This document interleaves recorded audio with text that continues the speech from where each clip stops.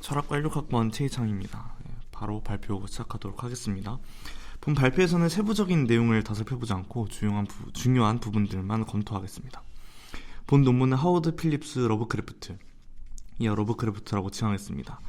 러브크래프트 소설의 주요 감정인 기이함의 특징들을 마크 피셔의 기이한 것과 러브크래프트에 대한 분석을 중심으로 해석하고자 합니다. 따라서 본 논문은 두 가지 목표를 지닙니다. 하나는 기이함의 철학적 특징들을 소묘하고 그것이 갖는 함의를 밝히고자 합니다. 이 목표를 위해 본 논문에서 사용되었던 이중적인 의미의 거리 개념, 언어과잉, 실제의 자녀가 주요 개념으로 등장합니다. 다른 하나는 기이함에 대한 해석으로부터 기이한 것의 미학에 대한 기반을 마련하고자 합니다. 이 목표를 위해서 앞서 탐구하는 특징들과 개념들로부터 얻어낸 일련의 결과들을 통해 기이한 것의 미학을 실현할 수 있는 주체에 대한 소묘를 그려내고자 합니다. 먼저 기이함이라는 감정은 정말 독특한 감정입니다.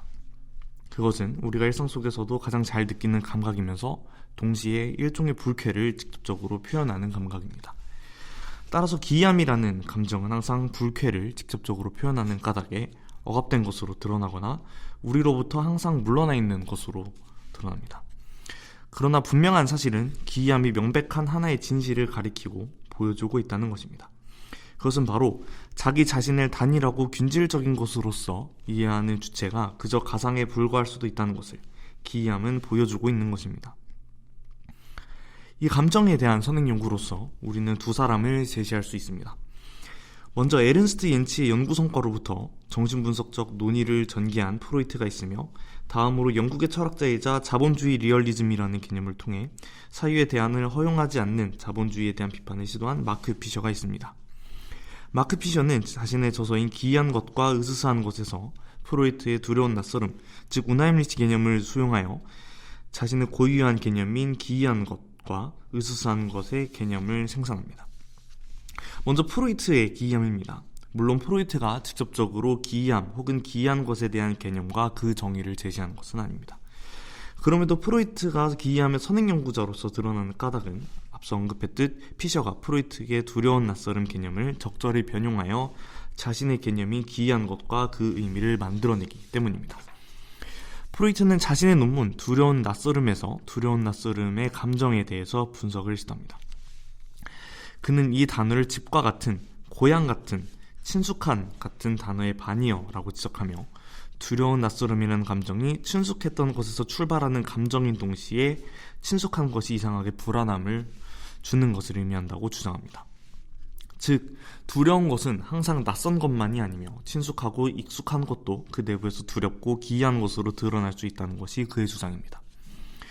따라서 프로이트에게 우나임리치, 두려운 낯설음은 항상 친숙하고 낯익은 것 안에 또는 낯설고 두려운 것 안에 잠재되어 있던 불쾌한 현실에 대한 억압이 회귀할 때 드러납니다. 이 감정은 주체의 정신과정에 오랫동안 자리 잡았던 거제공포가 드러나는 것이라 할 수 있겠습니다. 이것은 어떠한 불일치를 보이는데 그 불일치는 주체가 현실적으로 마주하고 있는 낯익은 것과 억압된 감정의 회귀 사이에서 발생하는 것입니다. 그러나 두려운 낯설음이 만들어내는 불일치는 오로지 성충동과 거세공포의 신화를 전제할 때만 해소될 수 있는 것으로 보입니다. 다르게 말하면 기이함의 주요한 현상, 대상과 존재 판단 범주 사이의 불일치는 여전히 설명되지 않은 채로 남아있는 것입니다. 피셔는 이 문제들을 지적하며 프로이트의 개념으로부터 기이한 것의 개념을 도출합니다. 피셔에 따르면 기이한 것은 어울리지 않는 무엇이며 친숙한 것을 통상 그 너머에 놓여있는 그리고 홈리한 것과 양립할 수 없는 무언가로 이끄는 것입니다. 이는 두 가지를 의미합니다. 우선 기이한 것은 주체 앞의 대상과 대상에 대한 판단이 불일치한다는 것을 보여주는 감정입니다. 따라서 기이함은 대상에 대한 판단과 그의 범주로부터 설명될 수 없는 것을 입증하는 것입니다. 그 다음으로 그 감정은 우리 주변에 있는 모든 대상들, 친숙한 대상들에 대한 시각을 완전히 뒤바꾸는 감정입니다. 친숙한 것은 이제 모두 낯선 것으로, 낯선 것은 역설적으로 친숙한 것으로 드러나게 됩니다. 따라서 기이함은 이중적인 의미를 갖습니다. 우선 기이함은 외부 세계에 대한 지각과 내부 세계에 대한 인식 사이의 불일치를 의미하는 감정입니다. 이것은 주체로 하여금 외부 세계에 대한 불신을 갖게 하며 주체 내부의 세계로 시선을 전환하도록 요구합니다. 그러나 동시에 기이함이 의미하는 불일치는 내부 세계에 대한 인식과 외부 세계에 대한 지각 사이의 동요를 의미합니다. 즉 기이함은 외부 세계에 대한 지각에 국한된 것이 아니라 오히려 내부 세계를 침범하는 감정입니다. 그리하여 기이함은 외부 세계에 대한 지각과 내부 세계에 대한 인식을 완전히 뒤틀어 놓으며 친숙한 것들과 낯선 것들을 서로 전도시키기에 이릅니다. 여기서 기이한 것의 성립 조건이 밝혀지는데, 하나는 존재 판단 범주의 무효화이며 다른 하나는 기이한 것들은 오로지 우주 또는 세계 속에 있어야 한다는 사실, 즉 우주나 세계를 벗어날 수 없다는 사실입니다. 이제 러브크래프트로 넘어갑시다. 왜 러브크래프트일까요? 아니, 왜 러브크래프트여야만 할까요? 이 문제적인 작가는 분명히 여러 문제들을 갖고 있음에도 불구하고 주목을 받는 작가입니다. 예컨대 그의 인종차별주의적 성향, 백인 우월주의적 성향이 분명히 드러남에도 그는 주목을 받아왔습니다. 물론 그의 인종차별주의와 백인 우월주의에 대한 어떠한 변론이나 옹호 따위를 제기할 생각은 추호도 없습니다. 그러나 명시해두어야 할 것은, 그리고 기회가 있다면 다음에 꼭 말씀드리겠지만, 오히려 이 지점 때문에 그가 중요할 수밖에 없기도 합니다. 중요한 지점에 대해 간략하게 말하자면 그 지점은 그의 편향적인 성향을 거슬러 올라가서 그의 감각을 어떻게 탈취해낼 수 있을 것인가 라는 질문으로 압축할 수 있겠습니다. 이 탈취라는 부분을 저는 조금 더 강조하고 싶습니다. 마치 노상강도의 습격처럼 그의 감각을 빼서 전유해야 한다는 의미인 것이죠. 더욱 세밀한 비평과 엄밀한 다시쓰기가 그의 작품에 대해서 요구되는 까닭은 실제에 대한 그의 감각과 그의 성향은 마치 고르디우스의 매듭처럼 뒤엉켜 있으며 서투르게 풀려고 했다가는 나머지도 뒤엉켜 무너질 수 있기 때문일 것입니다. 이 부분에 대해서는 다른 기회에 다루도록 하고 계속 이어나가겠습니다. 그의 소설들은 인간적인 가치와 범주들이 우주적인 관점에서는 어떠한 의미를 갖지 않는다는 것을 핵심 태제로 갖습니다. 그의 작업은 외부 세계에 대한 지각과 내부 세계에 대한 인식의 불일치, 동요를 겨냥하고 있습니다. 이를 위해서 그는 오랜 과거에서 솟아난 기묘한 존재자들과의 조우, 변형된 의식 상태, 시간 구조의 기괴한 뒤틀림을 관통하는 외부 세계, 외부 세계와의 조우의 필연적인 결과로서 정신착란과 현실의 붕괴를 소설의 주요 소재와 주제로 삼습니다. 러브크래프트 소설에서 주요하게 드러나는 기이한 것에 대한 두려움은 주체가 한낱 사물로, 그것도 배경에 있는 사물로 전락할 수 있다는 위기의 표현입니다. 기이한 것에 대한 두려움은 주체를 엄습하는 존재론적인 공포, 그의 고정성과 중심성을 파괴시키려는 위력에 대한 감정적 반응으로 드러납니다. 이 두려움, 공포, 그것도 기이한 공포는 기이한 것에 등장해서 하나의 중요한 사실을 가리켜 보입니다. 주체의 고유한 자리에서 사물로 위치가 변경되는 것은 그저 부수적인 결과에 불과하다는 사실 말입니다. 오히려 중요한 것은 그동안 당연하다고 믿어져 왔던 주체의 능력과 그 존재론적 기반이 이제 아무것도 아닌 것이 된다는 것입니다. 즉 인간은 더 이상 세계에 적극적으로 개입하여 세계를 변화시킬 수 있는 능력을 갖거나 다른 존재자들에 대해서 인간만이 세계의 주인 행세임을 주장하거나 주체의 자의적인 규정이 마치 존재자들에 대한 객관적인 규정인 것 마냥 부풀리는 능력을 갖는 것이 아니게 됩니다. 오히려 인간은 자기 자신을 주체로서 이해하고 세울 수밖에 없다는 점에서, 그리고 다른 존재자들과 관계할 때 보다 조야하고 열등한 방식으로 관계할 수밖에 없다는 점에서, 그것도 굴절률이 제일 큰 언어라는 수단을 사용할 수밖에 없다는 점에서 세계에 마치 선언적인 의미가 있을 것이라고 생각할 수밖에 없고 그로부터 일련의 체계를 만들어낼 수밖에 없다는 점에서 스스로를 주체로 세우도록 저주받은 존재자일 수도 있다는 가능성을 갖게 됩니다. 러브크래프트의 소설에는 존재자라고 부를 수 있는지 의문스러운 것들이 등장합니다. 이 존재자들은 표현상 러브크래프트적 크리처 또는 그 존재자들이라고 부르겠습니다.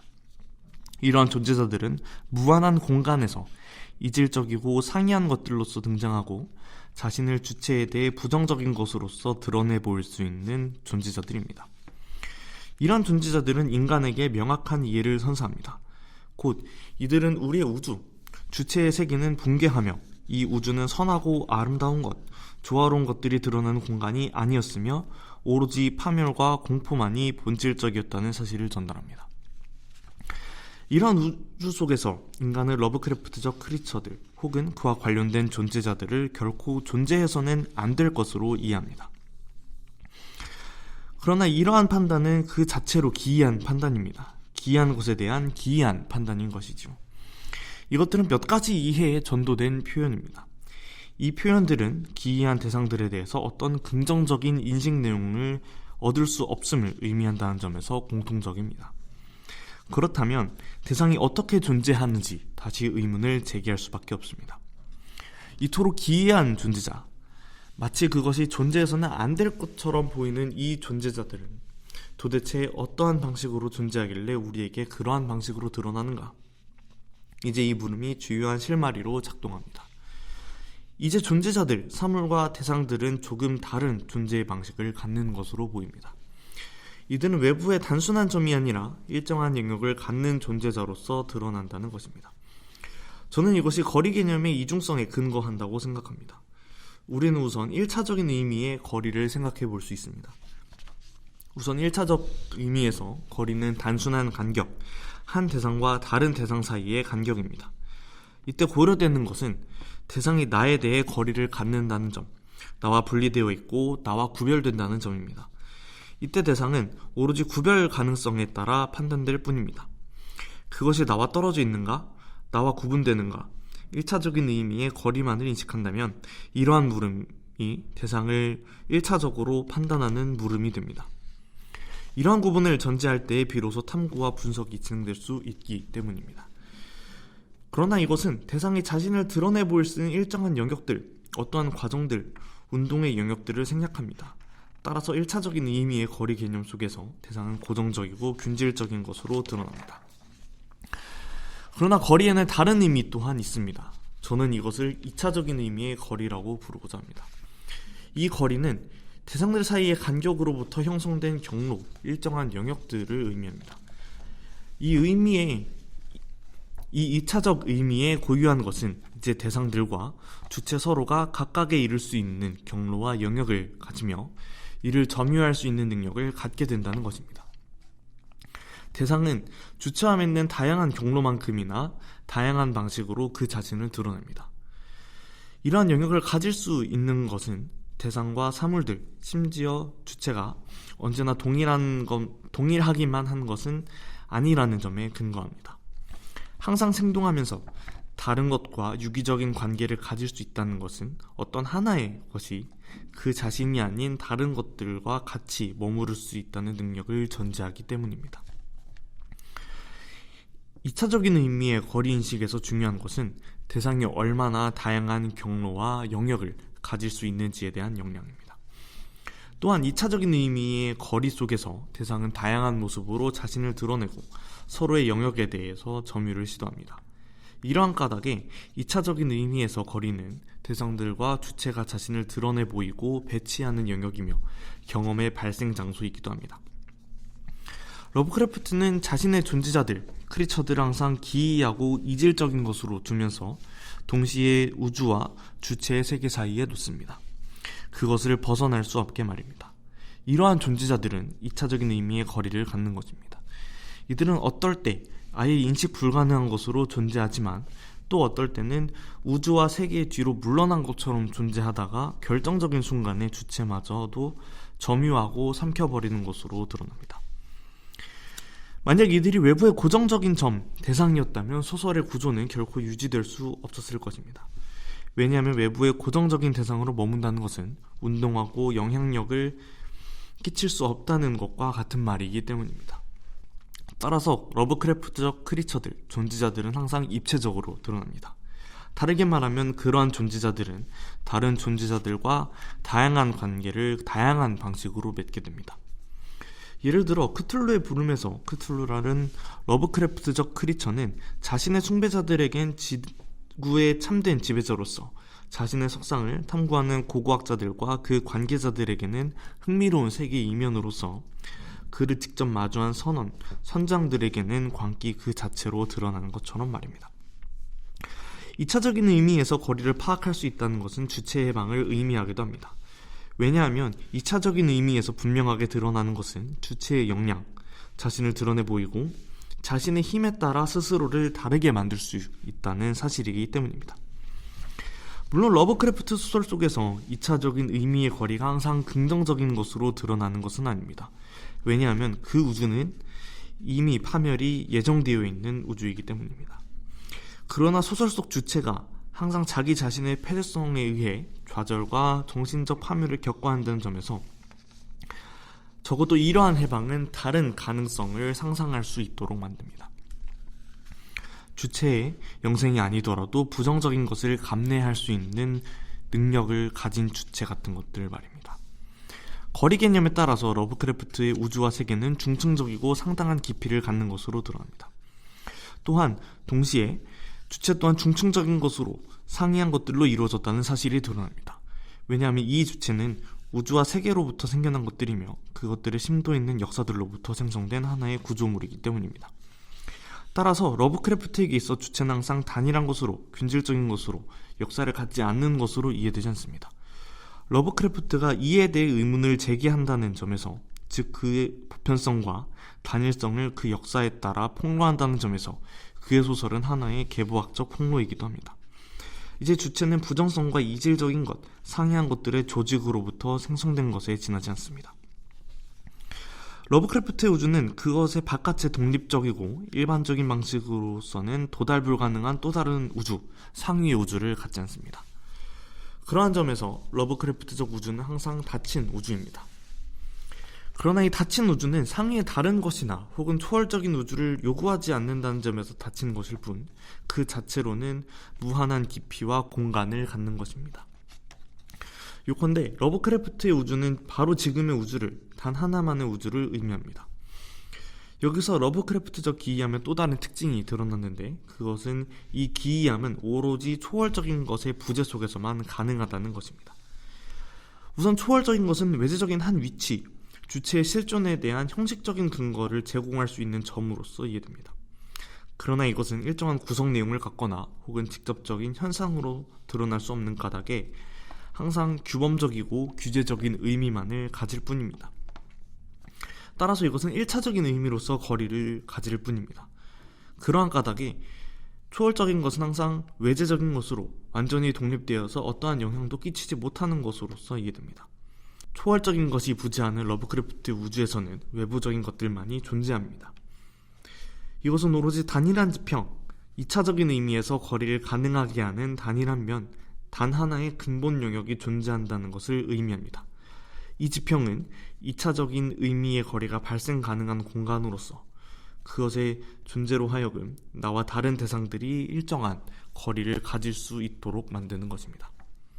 그러나 주체는 항상 세계 자체, 실제에 대한 알을 가지고 있는 것은 아닙니다.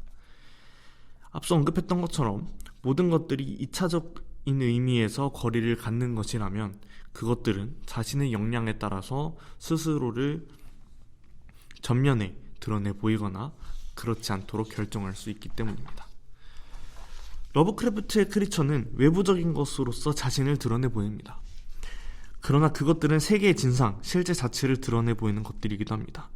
동시에 그것은 자신의 역량에 의해 결정된 자신의 영역과 경험들을 드러내 보이는 것들입니다. 이 러브크래프트의 크리처들이 증언하는 것이 있다면 그것은 바로 자신들의 근원이 오로지 이 우주에 있으며 그 자신들이 이 우주를 이룬다는 사실입니다. 따라서 러브크래프트의 크리처들은 주체에 대해 항상 부정적인 것으로 드러나며 그것과의 조우는 부정적인 실제 자체에 대한 조우를 의미합니다. 그렇다면 만약 하나의 닫힌 우주가 있고 그것들은 부정적이고 상이하며 이질적인 것들로 구성된 구조물이라고 한다면 주체는 도대체 무엇일까요? 주체는 독립적인 것, 스스로를 초월적인 것으로 이해해서는 안 될 것입니다. 오히려 주체는 스스로를 외부적이고 다층적이고 구조적인 무엇들의 결합체로서 이해해야 할 것입니다. 이러한 이해는 항상 그 자신의 근원에 대한 이해를 전제합니다. 또 근원에 대한 이해는 오로지 외부적인 것들만이 존재한다는 사실에 대한 이해를 전제합니다. 그렇다면 이 외부적인 것들이 주체의 정신을 파괴하고 자기 동일성을 파멸시키는 것일까요? 주체의 정신을 파괴하고 자기 동일성을 파멸시키는 것은 오히려 그 사실에 대한 인식처럼 보입니다. 다르게 말하면 외부적인 것들이 직접 주체의 정신을 파괴하거나 하지는 않는다는 것입니다. 정신을 붕괴시키고 파멸시키는 것은 외부적인 것에 대한 인식, 각성 따위입니다.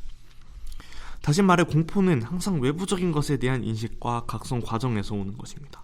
더 정확히 말하면 외부적인 것에 대해 끊임없이 시도되는 인식에 대한 거절당함, 그 거절당함으로부터 오는 각성이 공포를 만들어내는 것이라 하겠습니다. 다음과 같은 질문들이 그 예시일 것입니다. 내 앞에 저것이 내가 알고 있는 모든 판단을 제기해도 알 수 없는 것이라면 도대체 저것은 무엇인가? 저것이 등장할 수 있는 이 우주와 세계는 도대체 무엇인가? 도대체 우주와 세계는 무엇을 생산해내고 무엇을 만들어내고 있는 것인가? 우리는 가장 작은 인식의 조각을 갖고 있었던 것인가? 이것은 러브크래프트가 자주 사용하는 형언할 수 없음, 묘사할 수 없음 이면에 있는 것입니다. 이 표현은 다음과 같은 해석을 허락합니다. 한편으로 러브크래프트적 크리처를 형언할 수 없는 까닭은 대상의 존재나 속성들이 우리에게 알려진 것이 아니기 때문입니다. 다른 한편으로 그것들은 우리의 언어 외부에 존재하는 것입니다. 그 존재는 인지될 수 있지만 개념화될 수 없는 것으로 말입니다. 한쪽에는 언어와 개념에 도달하지 못한 것이, 다른 한쪽에는 언어와 개념을 초과하는 것이 있는 셈입니다. 이 둘은 언어를 과잉적으로 사용하게끔 유도하지만 그 어떤 것도 긍정적으로 남지 못합니다. 언어에 도달하지 못하는 것에 대해서는 언어 사용을 통해 그것을 견인하려고 하는 행위가, 언어를 초과하는 것에 대해서는 언어 사용을 통해 그것을 앞질러 포괄하려는 행위가 드러나는 것입니다. 요컨대 언어 과잉이 발생하게 됩니다. 그러나 이 언어 과잉은 실제 남는 부분, 곧 실제의 잔여를 증명합니다. 언어의 과잉적인 사용 속에서 그것으로부터 포착되지 않고 항상 도망치고 빠져나간다는 것이 항상 있다는 것이 파악되기 때문입니다. 이것은 여러 성질, 다양한 양상들을 실제의 부분들로서 머물게 하는 원리이기도 합니다. 따라서 실제의 잔여는 이질적이고 상이한 것의 구성을 가능하게 하는 것입니다. 다르게 말하면 실제의 잔여는 그 자신의 상이한 기관들로부터 군집으로서 실체를 구성해낼 수 있는 것입니다. 실제는 항상 그의 잔여를 남기며 그의 잔여는 실제성, 이질적이고 상이한 것들의 조직 가능성을 생산하는 기관입니다. 그러나 역설적인 것은 러브크래프트의 주인공들은 그 자신이 두려워하던 혹은 그 자신이 모르던 크리처들을 만났을 때 곧바로 파멸하지는 않습니다. 오히려 어느 순간이 다 이르러서야 비로소 급박해지는 몰락입니다. 그러나 그 몰락은 마치 롤러코스터의 오르막길을 오르는 것처럼 서서히 시작된다고 말할 수 있겠습니다. 이 몰락의 단초는 앞서 언급되었던 언어 과잉입니다. 참 독특한 효과인 것이죠. 저는 언어 과잉으로부터 실제의 잔여가 비로소 드러내 보여질 수 있다고 말씀드렸습니다. 그러나 동시에 주체의 몰락이 그로부터 예견된다는 것 또한 주장하고자 합니다. 이것은 두 가지 운동 방식을 전제합니다. 하나, 언어의 과잉은 그것을 가능하게 해주는 조건, 근거로서 실제의 잔여를 갖습니다. 동시에 언어의 과잉은 후속되는 현상으로서 매혹을 유발합니다. 이 매혹 속에서 주체는 자신을 잃어가면서 몰락하게 되는 것입니다. 그렇다면 언어 과잉은 어떻게 주체를 매혹하게 되는지가 문제로 드러나게 됩니다. 물론 러브크래프트의 소설에서 말입니다. 언어 과잉은 그 자체로 언어의 체계적 사용에 대한 실패를 뜻합니다. 그러나 동시에 주체는 항상 언어를 빗나가 있는 실제의 표상들을 보게 됩니다. 그러나 이것들은 언어를 빗나가 있는 까닭에 그것이 이러저러하게 존재한다는 현상은 인지되어도 그에 대해 어떠한 언명도 유효하게 작동할 수 없습니다. 이때 주체의 매혹이 개입됩니다. 언어로 포괄되지 않고 인식을 포괄되는 것 앞에서 주체는 의견 흥미를 느끼게 됩니다. 물론 이때 실제는 아직 그 자신의 모습을 드러내지 않습니다. 오히려 주체가 자신의 표상들을 발견하게끔 그것들을 배치하고 있을 뿐입니다. 그러나 이 표상들은 실제를 증언하고 있다는 점에서 실제로부터 연장되는 것입니다. 물론 실제가 주체 앞에 드러났을 때도 마찬가지입니다. 주체는 여전히 그에 대한 매혹을 동일한 이유에서 느끼게 됩니다. 실제는 항상 주체에게 환상적인 것으로 드러납니다. 주체가 물리적인 자신의 세계에서는 결코 찾아볼 수 없는 방식과 그러한 표상들로 드러난다는 것이죠. 이것을 가능하게 만드는 매혹은 사실상 주체가 자발적으로 시도하고 능동적으로 구성한 감정이 아닙니다. 오히려 이것은 실제로부터 유발되는 것이며 주체에게 자신을 인식하도록 촉발하는 것입니다. 왜냐하면 실제는 인식이 시도되는 바로 그 극점, 부정적인 것에 대한 쾌감의 꼭지점에 머물기 때문입니다. 그러나 이 부정적인 것은 주체가 가진 역량의 관점에서 보았을 때 극히 미미한 것으로 드러납니다. 어떻게 보면 주체는 원근법을 통해 실제를 포괄할 수 있다는 자신감을 여전히 갖고 있는 셈이죠. 예를 들어 우리가 마치 과학책을 읽고 나서 갖는 어떤 도취, 마치 나는 세계의 물리적인 구성들을 다 알았노라 자부하는 그 자신감 바로 뒷면에 어떤 매혹이 있는 것입니다. 저는 이 바로 뒷면이라는 말을 강조하고 싶습니다.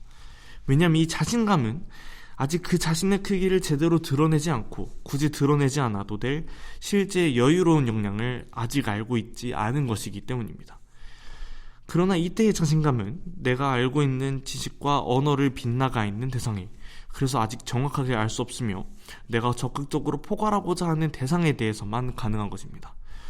이 적극적으로 포괄하고자 함, 그 대상이 아주 작은 측면까지 내려가는 그 과정 속에서도 포착되는 언어가 있는 주체의 의욕을 도발합니다. 그러나 실제가 그 자신의 크기를 되찾고 그 자신의 본 모습을 드러낼 때 주체는 그것의 모든 역량을 감당하지 못하며 자기 자신에게로 퇴행하기 시작합니다. 이러한 인식, 매혹은 그 자신의 끝에서 주체로 하여금 쾌락 원칙을 넘어서도록 만듭니다. 다르게 말하면 주체의 반복 강박을 유도하고 자기 자신 속으로 계속 파고 들어가는, 그래서 충동에 의한 긴장이 완전히 해소된 상태에 있도록 만드는 것이죠. 이 반복 강박 자체는 부정성과 끊임없이 마주하게 되는 불쾌에 있다가 이내 그것들을 자신 속으로 해소시키면서 동일성의 쾌락을 겪는 그러한 상태인 것입니다. 이러한 반복 강박 속에서 주체는 자기 자신 속으로 거듭 후퇴합니다. 그 결과로서 그는 하나의 무생물로서 삶 이전 상태로 돌아가게 됩니다. 러브크래프트의 주체에게 찾아오는 죽음이 바로 그러한 것입니다. 실제를 마주한 순간의 매혹으로부터 그것을 해명하기 위한 부단한 시도가 마치 의도적인 불쾌의 설정과 쾌락을 통한 해소, 반복적인 강박에 의해 주체는 어떤 죽음을 맞이하게 됩니다. 그러나 그 죽음은 생물학적인 죽음이 아니라는 점입니다. 이 죽음은 건전한 정신, 자기 동일성의 죽음인 것입니다. 이는 주체가 자신의 부정을 그 안에 품고 있는 시점부터 예견된 것입니다. 이러한 죽음은 지속하는 삶 속에서 자기 동일성의 붕괴를 견뎌내야만 하는 형벌의 다름 아닌 것입니다.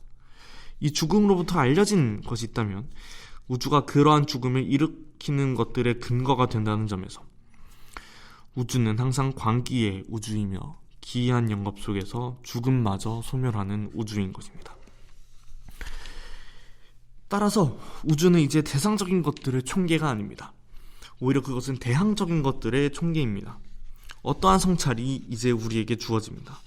세계는 그 자신의 본질로서 적대를 생산할 수 있는 가능성을 갖는 것입니다. 혹은 인간 주체의 이해관계를 넘어서 있는 균질적이지 않은 것입니다. 이러한 우주의 진상은 이제 보다 명확하게 드러납니다. 주체와 세계는 균질적이고 고정적인 것이 아니라 저시면으로부터 쌓아올려진 중층적인 구조, 이질적인 것들의 종합이라는 것입니다. 생성과 창조, 그들의 긍정성은 그저 파괴와 소멸의 돌연변이에 지나지 않는 것입니다. 그러나 이상의 작업은 러브크래프트적 기이함을 밝혀내는 것이었습니다. 다르게 말하면 위의 서술은 기이한 것이 가질 수 있는 수많은 의미심장한 것들의 부분이라는 것입니다. 하지만 어떤 명확한 것이 주어집니다. 그것은 기이한 것의 미학이 출발해야 하는 지점, 혹은 그것의 구성 요소로 상정되어야 할 것의 성질입니다.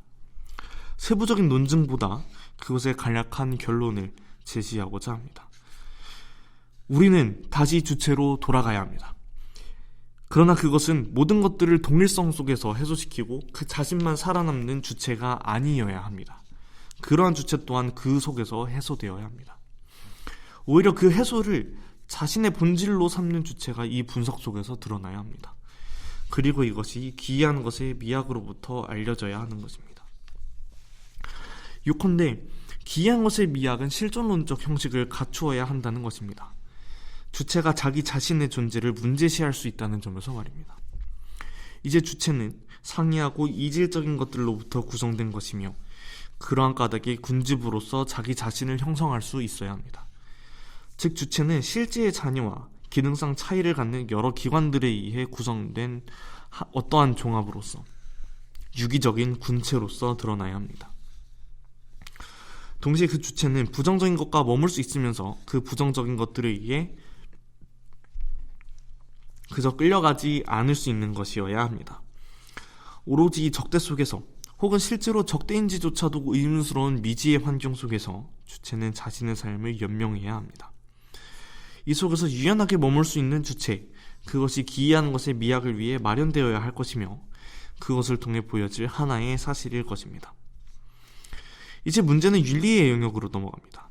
제가 윤리라는 말을 통해서 의미하고 싶은 것은 어떤 선한 가치, 옳음, 도덕적인 좋음, 서로 다른 행위자를 잘 대하도록 만드는 이성의 규범 따위가 아닙니다. 오히려 제가 의미하고 싶은 것은 하나의 어떤 태도, 습관들의 계열입니다. 주체는 이중의 이질적인 것들과 머물러야 합니다. 우선 주체는 상이하고 이질적인 것들의 군집으로서 자기 자신의 구성 요소들과 머물러야 합니다. 그러나 동시에 주체는 그 이질적인 것들 사이에서 머물러야 합니다. 때로는 적대적이고 때로는 광기에 가까운, 때로는 무관심함과 태연함에 가까운 상황 속에서 주체는 어떻게 행동하고 스스로를 살려나갈 수 있을까요? 이것은 어떤 하나의 태도와 그것의 계열들에 의해서 가능해야 하는 것이며 그 계열이 해명해야 할 과제입니다. 따라서 윤리는 주체가 스스로 자신을 다르게 만들거나 자신을 경영해 나가는 전략의 총계인 것입니다. 부정성과 같이 머물고자 함, 스스로를 고정된 것이 아니라 끊임없이 다르게 만들고 다르게 만들어 나가는 과정 속에서 스스로를 살려내고자 하는 의욕, 욕망 등이 그 계열을 이룰 것입니다. 물론 이러한 것들은 러브크래프트적 세계관에서 핍진성을 가지지는 않을 것입니다. 그러나 분명한 것은 그러한 세계관과 유사하지만 여전히 다르게 될 수 있는 가능성을 갖는 세계 속에서는 핍진성을 가질 수도 있을 것입니다. 따라서 이러한 태도의 계열들은 어느 지점에서는 자기복귀적인 형태를 지닙니다. 그러나 이것은 동질성으로의 회귀가 아닙니다. 오히려 변증법적인 회귀, 이질적인 것들과 영원히 화해가 불가능하다는 분열을 자각하는 회귀입니다. 왜냐하면 주체는 그 본질에 있어서 항상 상이한 기관들과 이질적인 것들 사이에 유기적인 관계이기 때문입니다. 이것을 해석해내는 것, 우리 주변에 있는 것들로부터 이들을 읽어내고 명확하게 드러내 보이는 것, 이것이 어쩌면 기이한 것의 미학이 실질적으로 수행할 목표라고 우리는 잠정적인 결론을 내릴 수 있을 것입니다. 그러나 피셔의 지적처럼 기이한 것이라는 개념은 여전히 주체중심적입니다. 그것은 항상 대상에 대한 범주 판단, 고정적인 위기 질서를 포함하고 있기 때문입니다. 이러한 지점에서 기이한 것을 중점적으로 다루는 러브크래프트 소설의 결과는 항상 주인공들의 몰락일 수밖에 없습니다. 기이한 것들의 편제 속에서 자기 자신으로 파고 들어가는 그러한 몰락 말입니다. 하나의 가정을 전개해봅시다. 만약 러브크래프트의 소설 속에 묘사된 우주가 지금 우리의 우주라면 우리는 그 사실을 받아들일 수 있을까요? 오히려 우리는 그것을 거부하고 무지를 향해 퇴행할 것입니다. 그러나 우리 밖에는 기이한 그러나 의미심장한 존재자들이 있습니다. 블랙홀 혹은 가장 작은 입자들, 우주와 지구의 여러 현상들 혹은 우리 주변의 동물들, 그리고 그 외의 다른 것들. 물론 이러한 존재자들은 우리를 곧바로 위협하거나 우리를 소멸시키지는 않습니다. 그러나 그들이 바로 우리 곁에 존재한다는 사실은 참으로 기이한 것입니다. 이들은 항상 고정적인 인간 주체에 한껏 꾸며지고 의도된 인식을 차분하게 거절하고 그로부터 빗나가기 때문입니다. 하나의 사실을 지적해야 합니다. 스스로를 주체로 규정하는 인간이 미학적 타자의 자리를 구성하고 배정하는 기획은 그 자체로 폭력적입니다. 그러나 우리가 다른 것들을 불러세워 우리 위에 세울 수밖에 없도록 선고받은 자들이라면 이러한 기획은 어쩔 수 없는 것입니다. 우리가 할 수 있는 것은 어떤 빛을 인위적으로 구성해내고 이 빛을 비인간 존재자들에게 비추는 것이 아닙니다. 오히려 스스로의 몰락 속에서 자연스레 어떤 빛이 그들을 향해 비춰지기를 그저 믿어야 하는 것일 수도 있겠습니다. 이상으로 발표를 마무리하겠습니다. 감사합니다.